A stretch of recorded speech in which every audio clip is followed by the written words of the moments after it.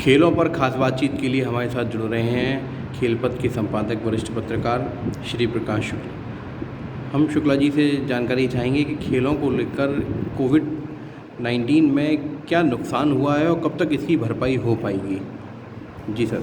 आकाश जी, Covid संक्रमण से पूरी देश की अर्थव्यवस्था प्रभावित हुई है। खेलों का इससे बहुत बड़ा नुकसान हुआ है।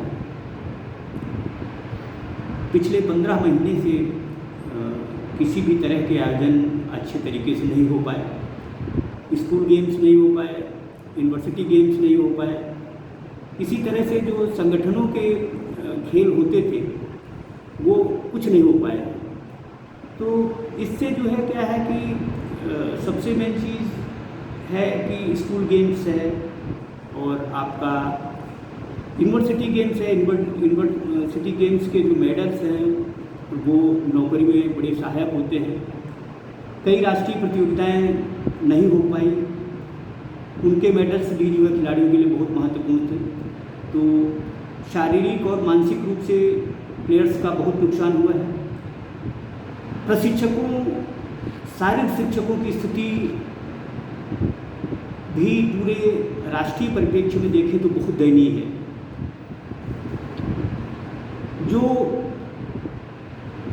काम प्रशिक्षण का खेल मैदानों में तरीके से हो सकता है वो घरों में रहकर के वर्कआउट हमारे प्लेयर्स कर रहे हैं। अब कोचेस के निरंतर संपर्क में हैं, उनकी सलाह, उनके सुझावों को जो है अमल में ला रहे हैं। लेकिन इससे घर में रह कर के प्लेयर्स का या जिम में जा कर के फिटनेस तो बरकरार रख सकते हैं, वो रहती है, लेकिन मतलब उससे प्रदर्शन की दृष्टि से देखें तो जो है कोई बहुत अच्छा जो है वो नहीं हुआ है।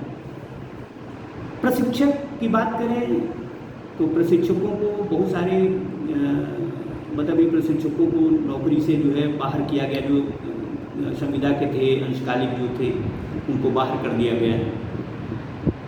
जो निजी संस्थान के शारीरिक शिक्षक हैं उन में कार्यरत जो स्पोर्ट टीचर हैं उनका बहुत नुकसान हुआ है।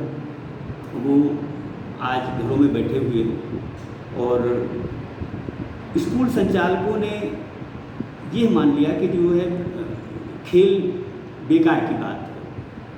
तो इससे क्या होता है कि खेल है, कल्चरल प्रोग्राम है, जो कराने वाले जो है टीचर्स हैं वो सब बेरोजगार बेकार बैठे हैं और ये संख्या हमारे ख्याल से देश भर में कई लाख है। तो स्पोर्ट्स दरअसल क्या होता है कि कोई कुछ भी कहे, प्रतिभा निखारने का काम राष्ट्रीय स्तर पर, जिला स्तर पर, ब्लॉक स्तर पर शिक्षक और प्रशिक्षक ही करते हैं। उनकी पीड़ा को आज तक मतलब अभी तक किसी सरकार ने नहीं उठाया है। संक्रमण काल के इस दौर में कई प्लेयर्स, हमारे नामचीन प्लेयर्स, उदीयमान खिलाड़ी नहीं रहे। किसी भी सरकार ने इनके लिए अलग से एक कोविड सेंटर स्थापित करने की कोशिश नहीं की है। तो ये बहुत दुखद है और ये मतलब हमारे सारे जो है स्कूल कॉलेज के जो मालिकान हैं, जो शासकीय तंत्र है, इसको इस तरफ ध्यान देना चाहिए। मैं समझता हूँ कि बहुत बड़ा संक्रमण है, दुनिया इस संक्रमण से परेशान हुई है। इस बीच में हम एक संस्कृति, खेल संस्कृति का माहौल बनाने की बजाय उसका बिगाड़ने का जो है गुनाह किए। मैंने देखा है कि जो प्लेयर्स हैं या जो है जो शारीरिक फिटनेस पर निरंतर ध्यान देने वाले लोग हैं, उन्होंने कोविड काल में अपरोक्ष रूप में बहुत से लोगों की मदद किया है। मैं इस दौर में योग शिक्षकों, उनकी जितनी तारीफ करूं कम है। कई योग गुरु हमारे परिचित हैं, वो खुद संक्रमित हुए हैं, लेकिन अतिशीघ्र स्वस्थ हुए और उन्होंने न केवल मतलब ये कोरोना पर स्वयं विजय हासिल की, बल्कि अपने परिचितों, समाज के लोगों को भी योग के माध्यम से स्वस्थ रहने की एक मतलब सराहनीय जो है काम किया उनके लिए, उनकी जान बचाई, उनको नवजीवन दिया है। मैं समझता हूँ कि आकाश जी, चूँकि आपने सिर्फ खेलों के बारे में वो किया है, तो मैं दूसरी दिशा में नहीं जाना चाहता हूँ। लगातार मेरी बातचीत हो रही है प्लेयर्स से, इंटरनेशनल प्लेयर्स से। हमारे ओलंपिक तैयारियां बाधित हुई हैं हमारे देश में। बहुत सारे प्लेयर्स ओलंपिक क्वालिफाई करने के लिए नहीं जा पाए हैं, क्योंकि इसका कारण कुछ अव्यवस्थाएं हमारे उस राष्ट्र की भी हैं। जैसे ताइक्वांडो की टीम जो है वर्ल्ड चैंपियनशिप नहीं खेल पाई, उससे 2-3 प्लेयर्स ओलंपिक क्वालिफाई कर सकते थे। तो ये मतलब निसंदेह चिंता का विषय है। ठीक है, संकट का दौर है, सारी चीज़ें हैं, लेकिन जब हम सब तरफ ध्यान दे रहे हैं तो प्लेयर्स की तरफ क्यों नहीं, खेल प्रशिक्षक की तरफ क्यों नहीं, शारीरिक शिक्षक की पीड़ा को हम क्यों नहीं समझते हैं? ये राष्ट्र में खेल संस्कृति का प्रादुर्भाव करना है, तो हमको खेल गुरुजनों का सम्मान, उनकी परेशानियों को नज़रअंदाज नहीं करना चाहिए। ये राष्ट्र है, सबका है।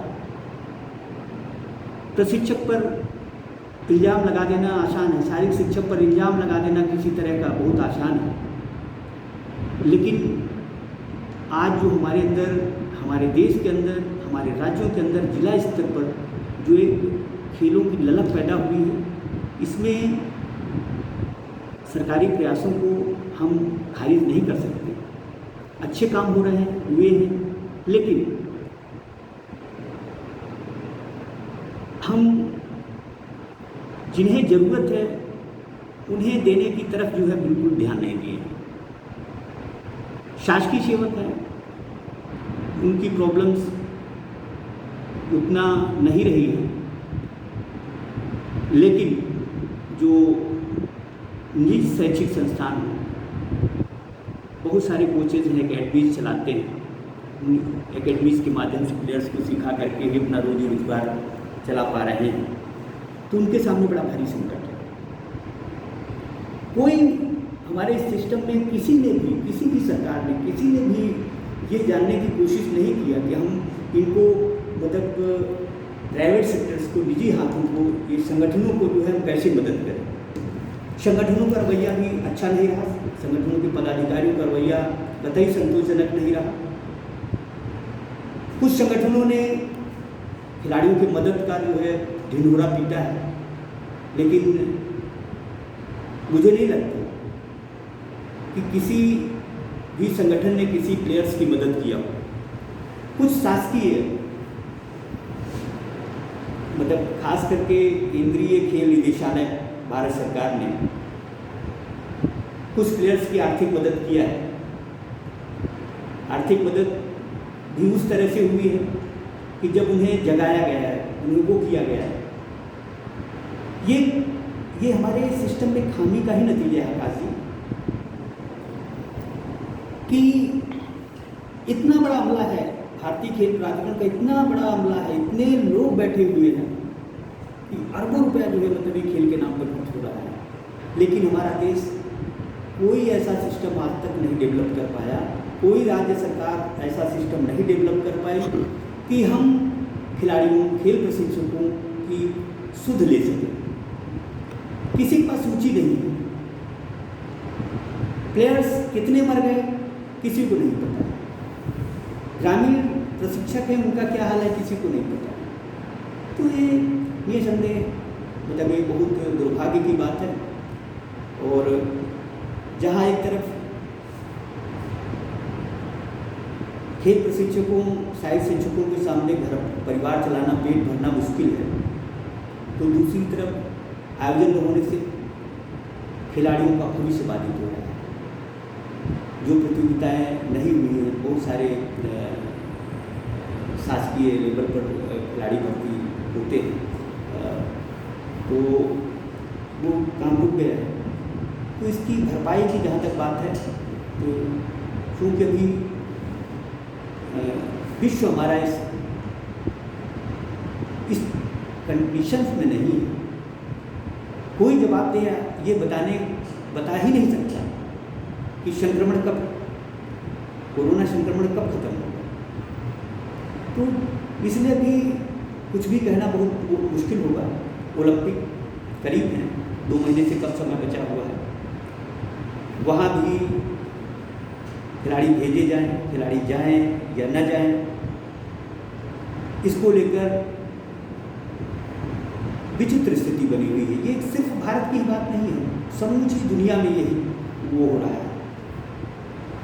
निसंदेह ओलंपिक सद्भावना का प्रतीक है, लेकिन दुख के साथ कहना पड़ेगा कि यदि ओलंपिक हुए तो उसमें दर्शक नहीं होंगे। और सोचने की बात है कि प्लेयर्स को हम देते क्या है? अगर हम उन्हें शाबाशी नहीं देंगे, उन्हें तालियां नहीं पीटेंगे, उनका मनोबल नहीं बढ़ाएंगे, तो कैसे खेल, किस तरह के खेल? लेकिन अंतर्राष्ट्रीय ओलंपिक संघ चाहता है कि नहीं, खेल हूँ कैसे भी हूँ, जोखिम बहुत है। इससे खास करके व्यक्तिगत स्पर्धाओं के खिलाड़ियों का बेशक हो, लेकिन टीम खेल बहुत ज़्यादा प्रभावित हो जाएंगे।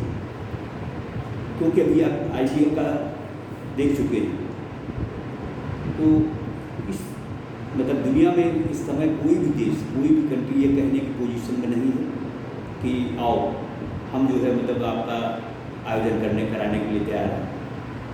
ठीक है, कुछ जगह पे जा करके, जैसे हमारा पिछला IPL दुबई में हुआ है, बहुत सारे हमारे प्लेयर्स जो है मतलब वो किए हैं।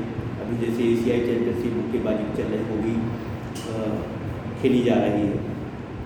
लेकिन सारे मुल्कों के नियम कानून कायदे अलग हैं।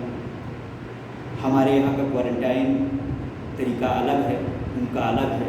तो इस वजह से भी जो है प्लेयर्स नहीं जा पा रहे हैं, प्रतियोगिताओं में नहीं खेल पा रहे हैं, या ओलंपिक के लिए उनकी तैयारियां जो है अच्छे से नहीं हो पा रही हैं। देखिए क्या होता है कि वर्चुअल तरीके से जो है प्रयास तो किए जा रहे हैं, लेकिन ये सही तरीका नहीं है, और इससे मतलब आप बहुत आमूलचूल परिवर्तन हो जाएगा, ये संभव नहीं है। देखिए पूरे शैक्षिक सत्र मतलब ऑनलाइन चल रहे हैं, वर्चुअल उससे चल रहे हैं, लेकिन जो कक्षा का नतीजा है, जो खेल मैदान का जो है परिणाम है, वो उसमें तालीम हासिल करना, वहाँ वो करना बहुत अलग है। तो मैं समझता हूँ कि खेल के लिए बहुत ही मुश्किल समय है, और ये मुश्किलें कब खत्म होंगी, कैसे खत्म होंगी, ये अलग बात है। मेरा देश के और प्रदेशों के खेल मंत्रियों से आग्रह है कि वे खिलाड़ियों के साथ साथ खेल प्रशिक्षकों और शारीरिक शिक्षकों, वो बेशक अशासकीय हों या शासकीय हों, उन पर ध्यान दिया जाना बहुत ज़रूरी है। और टोक्यो ओलंपिक में क्या मेडल मिलेंगे, क्या कितने होंगे, किस तरह से होगा, ये टोक्यो ओलंपिक होने के बाद में ही पता लगेगा। तो नुकसान बहुत हुआ है, और मैं चाहता हूँ कि जो है ये जल्दी से जल्दी ये जो तूफान दुनिया में मचा हुआ है, ये थम जाए। बहुत सारे प्लेयर्स, बहुत सारे लोग, जो शासकीय आंकड़े हैं वो सही नहीं है, हकीकत नहीं है। तो यह है कि सभी लोग प्रभावित हुए हैं, और चूँकि मेरा खेलों से लगाव है, खेलों के प्रति नज़र रहती है, प्लेयर से बातचीत होती है, प्रशिक्षक से बातचीत होती है, सहायक शिक्षक से बातचीत होती है, मैं उनसे रूबरू होता हूँ, खास करके दूरभाष के माध्यम से या सोशल साइट से। तो बहुत ही शोचनीय, बहुत ही निराशाजनक, दुखदायी स्थिति। कोशिश किसी ने नहीं किया। दुख की बात तो ये है कि किसी ने भी जो है किसी भी जगह से उनको मदद मिली। तो मैं चाहूँगा कि खेल संगठन पदाधिकारी भी ध्यान दें इस तरफ। और ऐसा नहीं है कि जो है जब हम आयोजन कराने में जो है पैसा ले सकते हैं, सरकार से ले सकते हैं, ये कर सकते हैं। बहुत सारे हैं प्रशिक्षण शिविर, ग्रीष्मकालीन प्रशिक्षण शिविर नहीं हुई, उस पर मतलब ये जो खर्च होने वाला पैसा है, चूँकि 15 महीने से जो है कुछ भी नहीं हुआ है। देखिए, मैदानों के बन जाने से खिलाड़ी का भला नहीं होगा। मैदान तब जरूरी है जब पेट भरा होगा। स्पोर्ट्स बहुत खर्चीली चीज़ है। एक प्लेयर्स को फिट रहने के लिए इतने पैसे की ज़रूरत है, जो कि मध्यम, हमें मालूम है कि हमारे देश का अधिकांश प्लेयर गरीब और मध्यम वर्गीय तबके से आता है। उसके पास में अच्छे से भोजन करने के लिए, अच्छी डाइट के लिए पैसा नहीं है। ये जब सिस्टम हमारा डेवलप होगा। अभी 2 दिन की बात है कि हमारे केंद्रीय खेल मंत्री जी ने जो है बहुत सारे जो है खेलो इंडिया के मतलब सेंटर जो है देश में होगा, ठीक है। ये हम 228 ओलंपिक के लिए बातें सोच रहे हैं। मैं उनसे आग्रह करूँगा रिजिजू जी से कि उन्हें अभी 221 की चिंता करनी चाहिए, जो कि खिलाड़ियों के लिए, प्रशिक्षकों के लिए, सहायक शिक्षकों के लिए अभिशाप है। आप उन्हें पूरा वेतन न दें, इतनी आर्थिक मदद तो दें कि जिनसे जो है वो कुछ अपने छोटे मोटे काम कर सके। मैं इन्हीं शब्दों के साथ अपनी वाणी को विराम देता हूँ। अच्छा लगा कि आज आकाश जी आपने मुझसे मेरे विचार कोरोना संक्रमण के दौर में खेलों के नफा नुकसान पर किए। आपका धन्यवाद। मित्रों, भारतीय खेल और खिलाड़ी की आवाज़ खेल पर YouTube चैनल मैंने अभी शुरू किया। मैं चाहता हूं कि उससे आप जुड़ें, अपने अनुभव शेयर करें। आपका चैनल है, मैंने तो एक छोटा सा प्रयास किया है। अगर आप लोग उसे सब्सक्राइब करेंगे, उसके वीडियोस वो करेंगे, आपके वीडियोस, आपके द्वारा किए गए प्रदर्शन के वीडियोस उसमें हम डालेंगे। अपनी कलम से तो हम आपकी सेवा कर ही रहे हैं। हम चाहते हैं कि जो है आपकी वाणी, आपके ही विचारों को जो है लोग अक्षर से आपकी आवाज़ में जाए। तो इसके लिए हम आपसे पैसा नहीं मांग रहे हैं, हम पैसे के लिए नहीं वो कर रहे हैं। हम जानते हैं कि जो है मतलब, लेकिन कम से कम आपके अनुभव, आपके विचार। मैं नहीं कहता कि आप सरकार की जो है आलोचना करो, आप किसी संगठन की आलोचना करो या अपने जो है किसी विद्यालय की आलोचना करो, लेकिन जो आपके अंदर गुण है, जो आपके अंदर टैलेंट है, उस टैलेंट को आप हमारे साथ अपने खेल और खिलाड़ियों की आवाज़ YouTube चैनल के साथ शेयर तो कर ही सकते हैं। धन्यवाद। जय हिंद, जय भारत।